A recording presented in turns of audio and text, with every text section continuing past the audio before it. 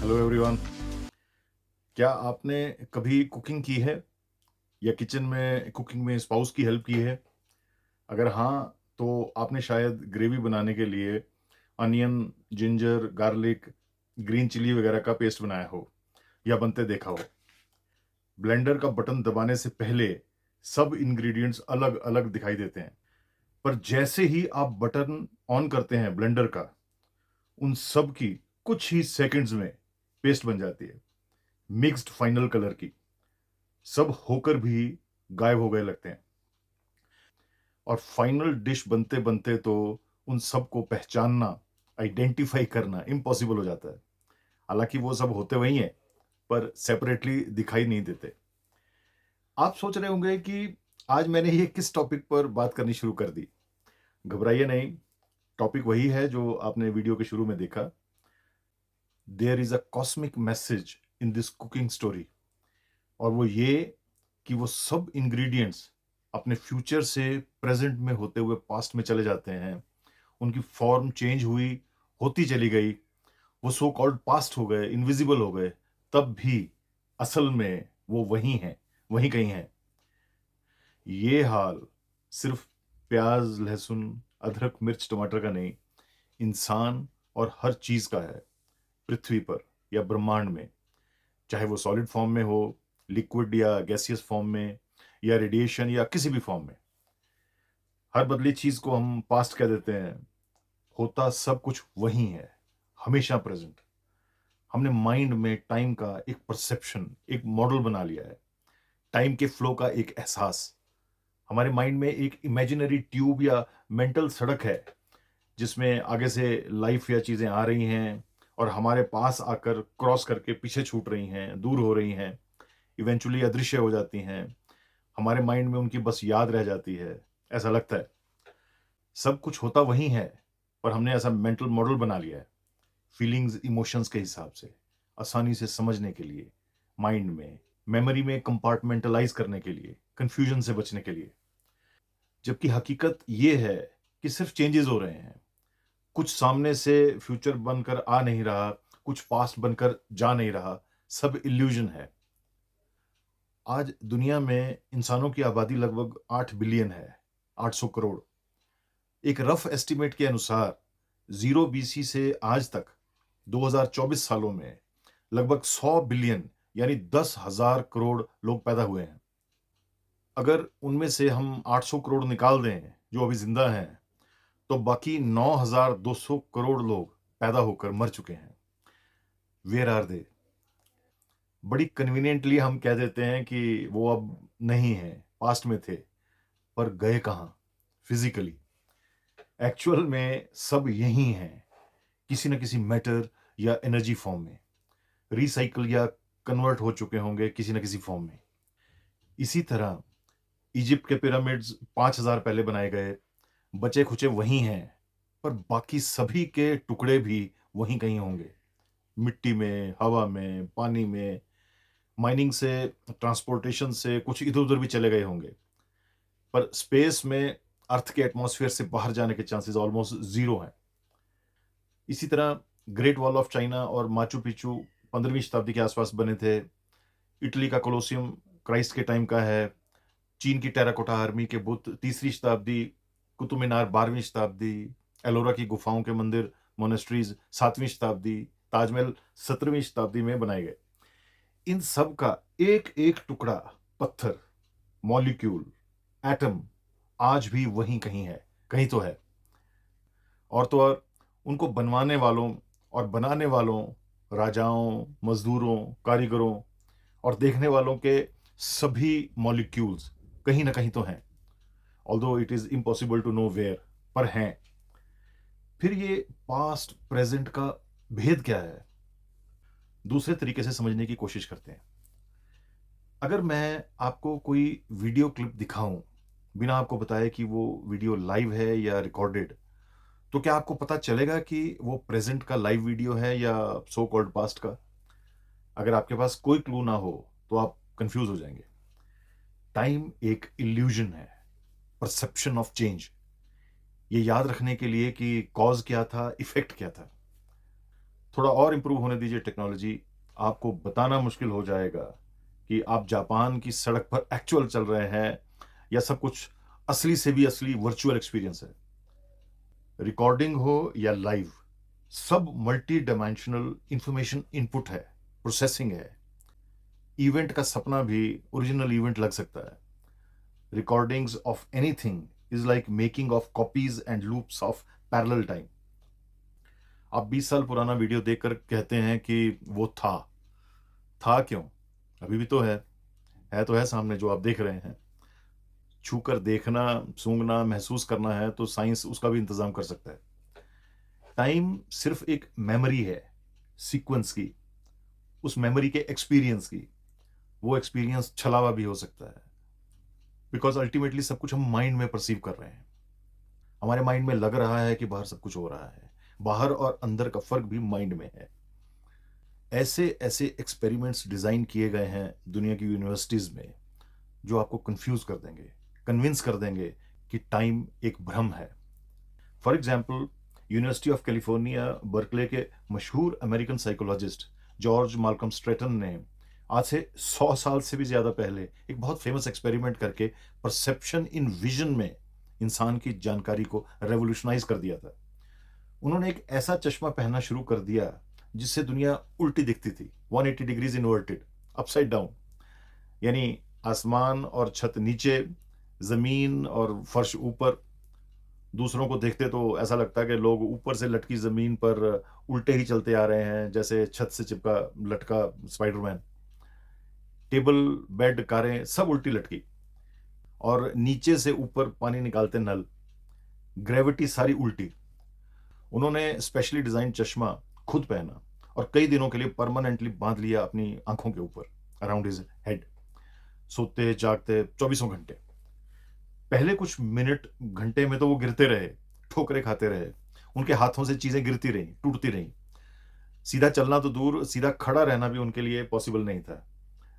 Plate से खाना उठाकर खाना, पानी पीना मुश्किल हो गया, क्योंकि सब कुछ अपसाइड डाउन था। उनको ऐसा लगा जैसे वो पागल हो जाएंगे।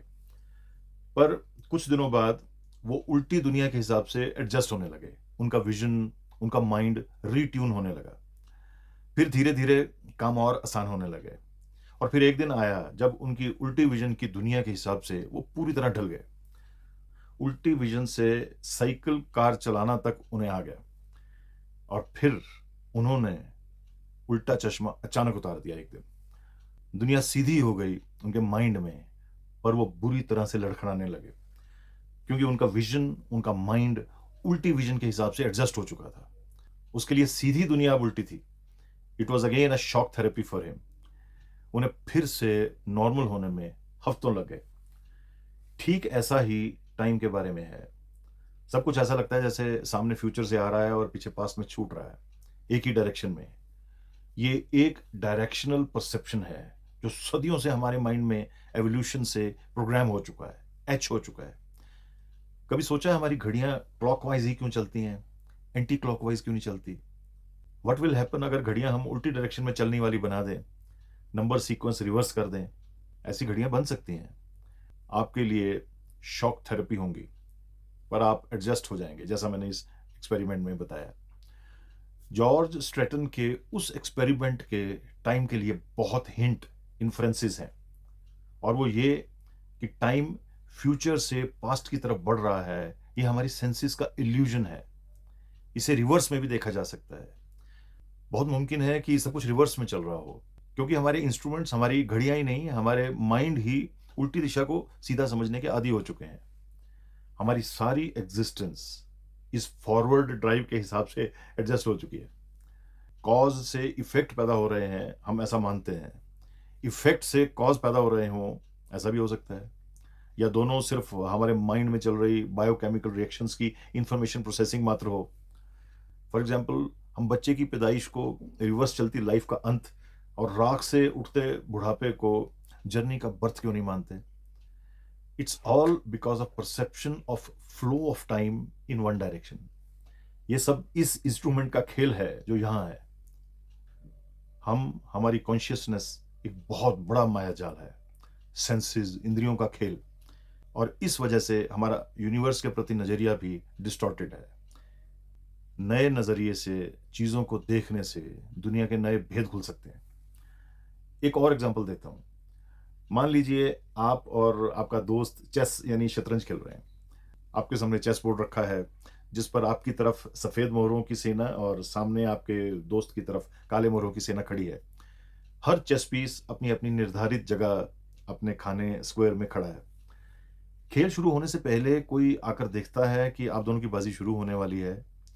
बाजी शुरू होने से पहले ही वो तीसरा व्यक्ति आप दोनों के साथ उस चेस बोर्ड की फ़ोटो खींचता है और गेम शुरू होने से पहले ही वहाँ से चला जाता है। वो फिर लौटता है, नहीं बताऊँगा कितनी देर बाद, और लौटकर देखता है कि आप दोनों वहीं पर बैठे हैं और सामने चेस पीसेस वैसे ही रखे हैं, अपनी-अपनी जगह पर। बाजी शुरू होने वाली है। सब कुछ ठीक-ठाक वैसा ही है जैसा वो छोड़कर गया था, पहली फ़ोटो खींचने के बाद। वो फिर एक तस्वीर खींचता है, पहले जैसी।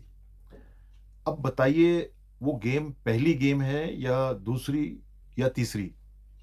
सब सेटअप तो वही है। अब इमेजिन कीजिए वो तीसरा पर्सन दोनों तस्वीरें दूर ऑफ़िस में बैठे किसी को व्हाट्सएप करता है। ऑफ़िस में बैठा व्यक्ति उन दोनों तस्वीरों का क्या मतलब निकालेगा, अगर साथ में कोई एक्सप्लेनेशन ना हो? कौन-सी पहली और कौन-सी बाद वाली होगी तस्वीर, अगर भेजने वाले ने रैंडमली भेजी हैं? उसके लिए एक ही समय की 2 फ़ोटोज़ हैं या अलग-अलग समय की? उन दोनों फ़ोटोज़ के बीच में कितना समय था? How will he perceive that? क्या बीच में कोई गेम हुई थी? क्योंकि गेम पूरी होने के बाद सब मोहरे वापस ठीक वहीं पर आ जाते हैं, जहाँ पहले थे। इन्फॉर्मेशन की एब्सेंस में टाइम का एहसास नहीं रहता। टाइम इन्फॉर्मेशन का डेरिवेटिव है, एब्सोल्यूट नहीं है। दुनिया, लाइफ़ भी ऐसी ही है, एक बहुत बड़ा चेस बोर्ड। दुनिया के सारे चेस पीसेस वही हैं, वैसे ही हैं। बार-बार वहीं आ जाते हैं देर-सवेर, कुछ दर्जन, करोड़ या अरब-खरब बाजियों के बाद। सब कुछ चेस पीसेस की डिस्टर्बेंस है, रीअरेंजमेंट है। बदल कर भी इन टोटैलिटी यूनिवर्स में कुछ नहीं बदला। सब कुछ उसी कंडीशन में आ जाता है। उसी कंडीशन में रीअरेंजमेंट के बाद कैसा पास्ट, कैसा फ्यूचर, सब हमेशा मौजूद है। Time is all a giant illusion, जो दिमाग के स्विच ऑफ होते ही गायब हो जाता है। किसी ब्रेन डेड इंसान से पूछिए कि वो पास्ट में है या प्रेज़ेंट में, उसके लिए कुछ नहीं है। कहा जा सकता है कि उसके लिए टाइम रुक गया है, जबकि हकीकत ये है कि टाइम उसी का इल्यूजन था, वो रुक गया है, आस-पास बाकियों का जारी है। कन्फ्यूजन से बचने के लिए इंसान ने 3 शब्द बना लिए हैं, फ्यूचर, प्रेज़ेंट, पास्ट। आइए इन तीनों को एक बड़े इंटरेस्टिंग पॉइंट ऑफ व्यू से समझने की एक और कोशिश करें। पहले बात करें प्रेज़ेंट की, वर्तमान। दूसरे दोनों खुद ब खुद समझ आ जाएँगे। मैंने एक और वीडियो बनाया था कुछ समय पहले, don't live in the present.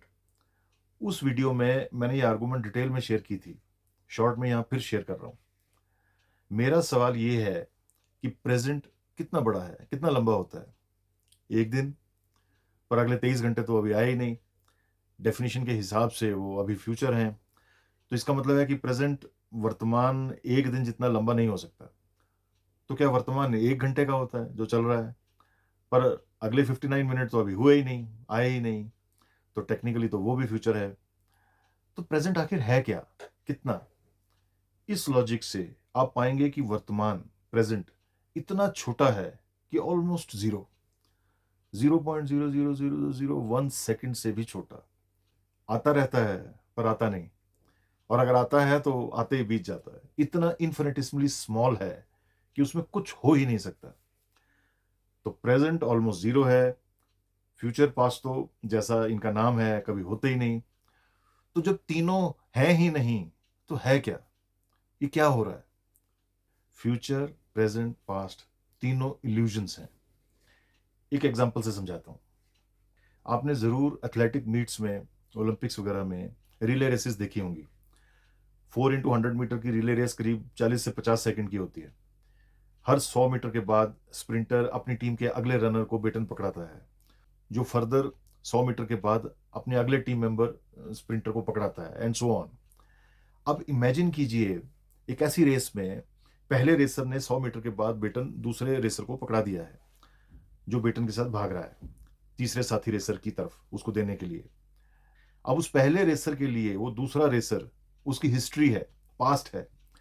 दूसरे रेसर के लिए वो खुद प्रेज़ेंट है और तीसरे और इंतज़ार करते चौथे रेसर के लिए वो दूसरा रेसर उनके लिए फ्यूचर है, अभी आ रहा है उनकी तरफ। और मज़े की बात ये है कि वो चारों रेसर स्पेक्टेटर्स के लिए जो-जो भी उनको देख रहे हैं स्टेडियम में या जहाँ भी, उन सबके प्रेज़ेंट हैं। पर तीनों यानी पास्ट, प्रेज़ेंट, फ्यूचर एक साथ कैसे हो सकते हैं? एक का पास्ट, किसी का प्रेज़ेंट है, किसी का फ्यूचर है। In reality therefore future, present, past एक परसेप्शन है, एक रिपीट लूप साइकिल के रेफरेंस पॉइंट्स। सब अव्वल तो है नहीं, इल्यूज़न है या अगर हमने इनके हिसाब से ही टाइम को समझना है तो ऐसे समझिए कि पास्ट, प्रेज़ेंट, फ्यूचर तीनों एक साथ प्रेज़ेंट हैं, कंकरेंट हैं और हर इंसान के अपने-अपने हैं। मैनकाइंड का कॉमन फ्यूचर एक अलग हायर डायमेंशन का इल्यूज़न है, जिससे इस प्लैनेट के बाहर के इकोसिस्टम का कोई लेना-देना नहीं है। और एक मज़ेदार किस्सा सुनिए। मैं एक बार ऐसे ही एक रिले रेस का लाइव टेलीकास्ट देख रहा था टीवी पर। वर्ल्ड एथलेटिक चैंपियनशिप थी शायद। मुझे बाद में पता चला कि टेक्निकल रीज़न से वो टेलीकास्ट 1 मिनट के लैग से, देरी से मेरे पास पहुँच रहा था। जिसको मैं लाइव रेस समझ रहा था, वो लाइव होकर भी लाइव नहीं थी। जीतने वाली टीम 1 मिनट पहले जीत चुकी थी। पूरी दुनिया में टेलीकास्ट जा रहा था। हर जगह कुछ सेकंड्स से कुछ मिनट की देरी थी, सबकी अलग-अलग। लेकिन सबका प्रेज़ेंट था। टाइम एक्सपेरिमेंट्स को जितना पढ़ेंगे, देखेंगे, समझेंगे, माइंड घूम जाएगा। इसीलिए मैंने कहा कि time is just an illusion of flow of it because of change, feelings, sensation of change. असल में कुछ ना बीता है, ना आने वाला है, सब है, हमेशा था और रहेगा। शाश्वत, इटर्नल, सब इंट्यूटिव फ्लो है हमारे माइंड में। आप आर्ग्यू कर सकते हैं कि जो हो गया है वो दोबारा तो आ नहीं सकता। इसका जवाब ये है कि that too is only your assumption. हर चीज़ के फ्लो का परसेप्शन चूँकि कॉज़ एंड इफ़ेक्ट के कारण है, इसलिए हर इफ़ेक्ट कॉज़ में रिवर्स हो सकता है। The only thing is that you may not know the technology to reverse it. Time से रिलेटेड एक और बेसिक सरप्राइज़िंग बात शेयर कर लूँ, जिसे सुनकर आपका टाइम के प्रति नज़रिया और बदल जाएगा। एक बात बताइए, आप रात को सोते हैं? Well, obviously you do sleep at night, no? जिनकी नाइट शिफ्ट होती है या जिनको नींद ना आए, उनको छोड़कर मेजॉरिटी लोग रात में सोते हैं या कोशिश करते हैं। मुझे बताइए आप कितनी देर सोते हैं? वेल, ऑलमोस्ट सारी रात, करीब 7-8 घंटे। क्या वाक़ई? क्या आपके साथ कभी ऐसा हुआ है कि आप सोए हों रात को और सुबह जब उठें, तो आपको लगे कि अभी-अभी तो सोए थे? भले नींद पूरी हो गई हो, आप फ्रेश और लाइट फ़ील कर रहे हैं, पर आपको फ़ील होता होगा कि हैं 8 घंटे बीत गए, वेरी सरप्राइज़िंग। 8 घंटों का तो कतई एहसास नहीं हुआ बीतते। जागते हुए तो 8 घंटे कट नहीं कटते और नींद में जैसे चुटकी में कट गए 8 घंटे। ऐसा क्यों लगता है? मेनली इसलिए क्योंकि नींद के दौरान, खासकर डीप स्लीप में, कॉन्शियस थॉट प्रोसेस नहीं होती। इस वजह से वक़्त बीतने का एहसास टोटली चेंज हो जाता है। वो सो कॉल्ड टाइम के अंदर का टाइम है। कोडिंग डिकोडिंग की वजह से न्यूरल प्रोसेसेस तेज़ या स्लो हो जाती हैं, शॉर्टकट्स मारती हैं, जंप करती हैं। छोटे से ड्रीम्स खींचकर लंबा चल सकते हैं। लंबे ड्रीम्स सुपर फास्ट चलकर छोटे फास्ट फॉरवर्ड हो जाते हैं। इस सब की बदौलत सुबह उठकर हमें झटका लगता है। विश्वास नहीं होता कि वाक़ई 8 घंटे बीत गए। हम बस ब्लाइंडली विश्वास कर लेते हैं। आप मानेंगे कि सुबह उठकर या रात को बीच में रैंडमली जागकर बिना घड़ी देखे आपका सही टाइम का अंदाज़ा लगाना मुश्किल हो जाता है। वो इसी वजह से होता है। यही हालत होती है जब कोई नशे में हो या कोमा में या हिप्नोटाइज़्ड हो या जब कोई मरीज़ ऑपरेशन के लिए एनेस्थीसिया के इन्फ्लुएंस में हो। उसे पता नहीं चलता कि कितना लंबा ऑपरेशन था, कितना वक़्त हो गया, कितनी देर वो बेहोश रहा ऑपरेशन के बाद रिक्यूपरेट करते हुए। देयरफॉर ना केवल फ्यूचर, प्रेज़ेंट, पास्ट सिर्फ़ इल्यूज़न्स हैं, टाइम का फ्लो एक साइकोलॉजिकल परसेप्शन है। समय का परसीव्ड फ्लो ऑब्ज़र्वेशन पर डिपेंड करता है, हमारे दिमाग की स्थिति पर। यही नहीं, according to Einstein's special theory of relativity, time हर इंसान के लिए अलग हो सकता है, डिपेंडिंग अपॉन उसका फ्रेम ऑफ रेफरेंस क्या है। उसकी स्पीड क्या है with respect to what he is observing. Not only this, according to Einstein, time उतना स्लो होता है जितना हम सोर्स ऑफ ग्रेविटी के नज़दीक होते हैं। अगर ये बातें आपको हजम नहीं हो रही, तो सोचिए आपकी क्या हालत होगी अगर मैं आपको बताऊं कि आइंस्टाइन की स्पेशल थ्योरी ऑफ रिलेटिविटी में टाइम डायलेशन कंसेप्ट का भी जिक्र है, जिसके मुताबिक टाइम स्पीड के साथ स्लो होता जाता है, कांस्टेंट नहीं है। आइंस्टाइन के मुताबिक अगर 20-20 साल उम्र वाले दो जुड़वा भाइयों में से एक लगभग लाइट की स्पीड वाले रॉकेट से धरती से चला जाए और 10 साल बाद लौटे, तो उसकी उम्र 30 साल होगी वापस लौटने पर, और पीछे रहे भाई की उम्र 120 साल होगी अगर जिंदा हुआ तो। और ये सिर्फ परसेप्शन का फर्क नहीं है, हकीकत में होगा। आप जानते हैं टाइम की असल में डेफिनेशन क्या है? डिक्शनरी की डेफिनेशन तो मुझे बहुत हास्यास्पद लगी, पर विकिपीडिया ने फिर भी लॉजिकल डेफिनेशन की कोशिश की है। विकिपीडिया के मुताबिक time is the continued sequence of existence and events. I repeat, time is the continued sequence of existence and events। और अगर continuous sequence ना हो तो there will obviously be no time। पर गौर कीजिए आइंस्टाइन की टाइम की डेफिनेशन क्या थी। He gave a very simple definition। Einstein said time is what clock measures। ये एक ब्रिलियंट डेफिनेशन है टाइम की। इसके मुताबिक टाइम वो है जो कोई क्लॉक या घड़ी नापती है। घड़ी कुछ भी हो सकती है, जैसे sundial, water clocks, candle clocks, pendulum clocks. Body clock या बायोलॉजिकल क्लॉक के बारे में आपने अक्सर सुना होगा, जो हमारी बायोकेमिस्ट्री पर बेस्ड है। आइंस्टाइन की इस डेफिनेशन के मुताबिक वक्त का एहसास नापने वाले सिस्टम पर डिपेंड करता है। स्लो या तेज या रुके हुए क्लॉक सिस्टम या माइंड के लिए टाइम का परसेप्शन अकॉर्डिंगली एडजस्ट होता रहता है। एक अमेरिकन आर्टिफिशियल इंटेलिजेंस रिसर्चर हैं, एलिजर यूडकोवस्की। उन्होंने 2008 में अपने एक लेख में एक जबरदस्त मुद्दा उठाकर सवालों और संभावनाओं का पेंडोरस बॉक्स खोल दिया। उन्होंने लिखा, at the point where the current legal and medical system gives up on a patient, they aren't really dead. Medical और लीगल डेफिनेशन में जब किसी इंसान को मृत मान लिया जाता है, तब एक्चुअली वो मरा नहीं होता, एटलीस्ट पूरी तरह नहीं। मेडिकल और लीगल फ्रेटर्निटी सिर्फ इतना कह रही होती है उस समय कि उसको अभी रिवाइव नहीं किया जा सकता, अभी हमारे पास ऐसी कोई टेक्नोलॉजी नहीं है। Medical death only means brain dead. Brain death के बाद भी कई बॉडी पार्ट्स, आप सरप्राइज्ड होंगे, अभी जिंदा होते हैं। Heart, lungs, kidneys, liver, skin, muscles, even pancreas, intestines. अगर ये डेड हो गए होते तो कोई पेशेंट की डेथ के बाद इनका ट्रांसप्लांट नहीं करता किसी दूसरे रेसिपिएंट पेशेंट में। सक्सेसफुल ट्रांसप्लांट के बाद ये सभी ऑर्गन्स ठीक काम करते रहते हैं। इवन आंखें, आंखों के कॉर्निया, हार्ट वॉल्स, हड्डियां तक ट्रांसप्लांट होते हैं। तो बचा क्या? इन कारणों से आजकल एक चलन बहुत तेजी से बढ़ रहा है, क्रायोनिक्स का।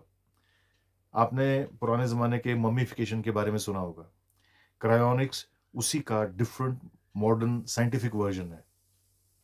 इसमें सो कॉल्ड डेड इंसान के शरीर को क्रायोजेनिक टेम्परेचर्स, यानी अप्रोक्सीमेटली -200 डिग्री सेल्सियस पर फ्रीज कर दिया जाता है, इस उम्मीद में कि एक दिन मेडिकल साइंस मॉलिक्यूलर डैमेज, जिसकी वजह से डिजीज या एजिंग हुई, उसको रिपेयर करके पेशेंट को वापस गुड हेल्थ में ले आएगी, रिवाइव कर देगी एज ए फंक्शनल यूनिट।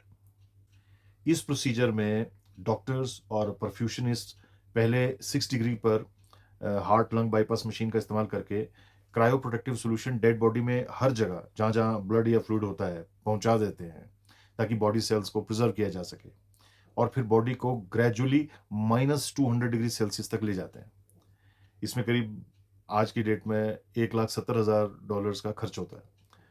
दुनिया में अब तक 500 से ज़्यादा लोगों को क्रायोनिकली प्रिजर्व किया जा चुका है। वो लोग, ऐसा कहा जाता है, अब क्रायो स्लीप में हैं।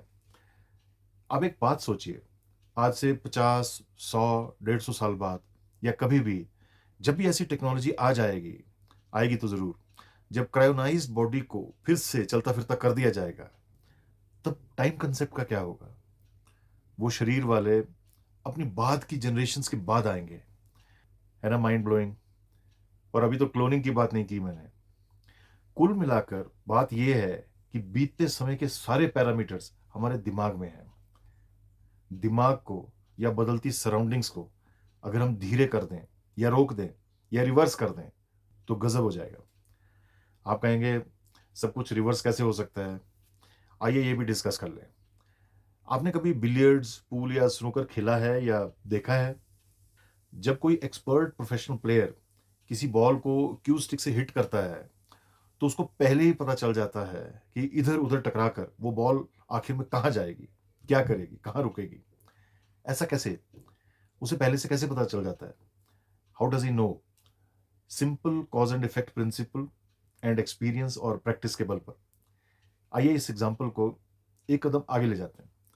जब वो एक्सपर्ट अपना शॉट खेल चुका होता है तो क्या कोई दूसरा एक्सपर्ट जो उस शॉट के बाद उस कमरे में आया हो और जो कुछ सेकंड पहले ही कमरे से बाहर निकला था उस शॉट के खेले जाने से पहले ही, और उसने वो पहले की टेबल पोजीशन देखी हुई थी, तो क्या वो पता लगा सकता है कि वो बॉल अब जहां है वहां कैसे पहुंची? क्या शॉट खेला गया होगा?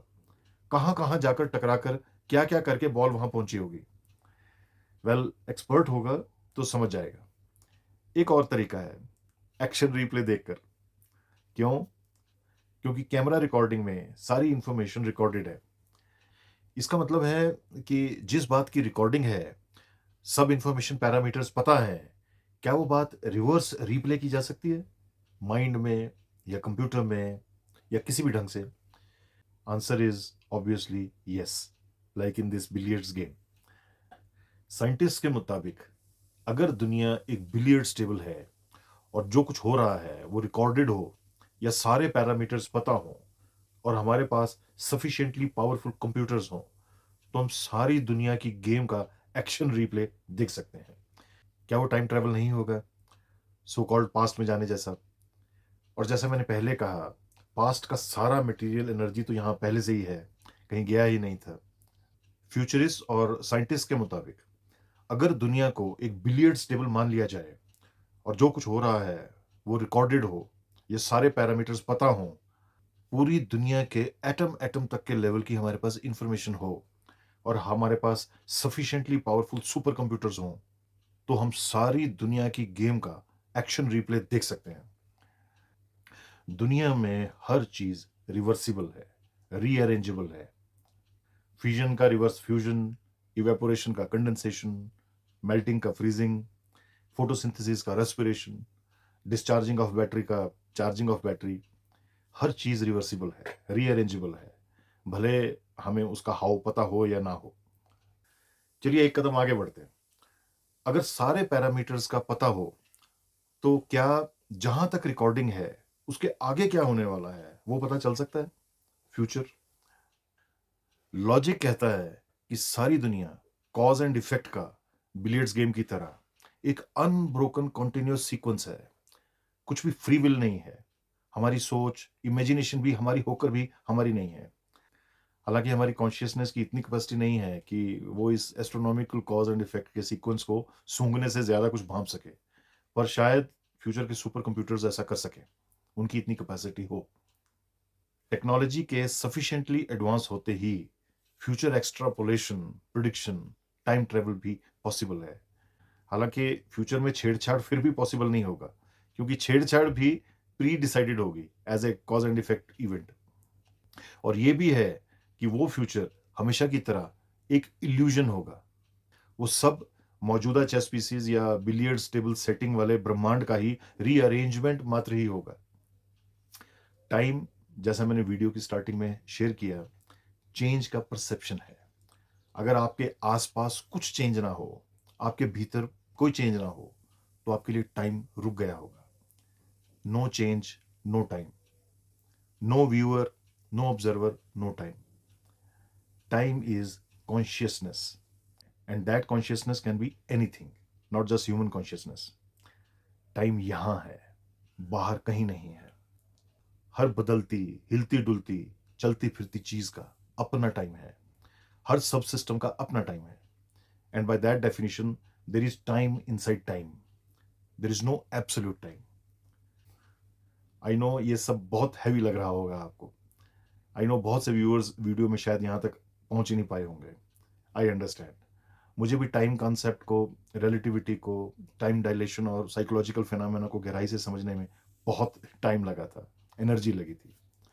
But I wanted to do this video, if nothing else then for documenting my ideas, if nothing else then as science fiction till proved, as a thought experiment. Thank you so much for being with me. God bless you.